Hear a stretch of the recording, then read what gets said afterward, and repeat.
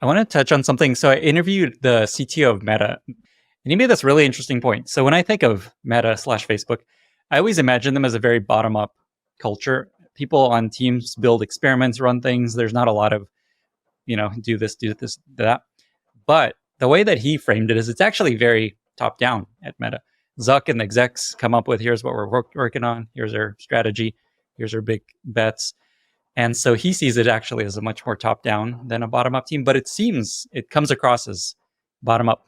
I guess I know there's a difference between bottom up versus top down versus featured factory and empowered product team, but I guess thoughts on that. Yeah. So first of all, I would argue what he described is exactly what I see in good product companies. Exactly. But we don't frame it as top down.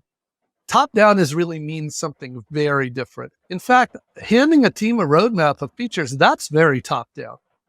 Another very common misunderstanding, which comes again, a lot of the agile coaches, they have misguided so many organizations. But product teams don't do product strategy. Product leaders do product strategy. They need to do the product strategy. So and look, I'm not the biggest fan of Meta, but Zuck is very good at product.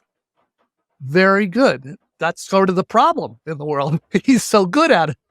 But that is the job, is to make these strategic decisions, the focus decisions, the bets you're going to place. But then in a good organization, you give those bets to the teams. And you really do give them latitude to figure it out. And honestly, it's been a while since I worked with, it was Facebook at the time, but they had very good teams, very good product teams, serious cross-functional, serious engineers, serious product managers and designers. And they could solve very hard problems. And that is what made them good. So I don't frame that as top down. I frame that as product leaders doing their job and product teams doing their job. It's a very common misunderstanding that many people have about what empowerment even means. Empowerment does not mean you set up this product team and they go decide what to work on. No, that would just be anarchy, right? You'd have 50 teams doing 50 things. Instead, empowerment means the leaders do their job, come up with the bets, and then the teams are able to figure out the best way to solve those problems.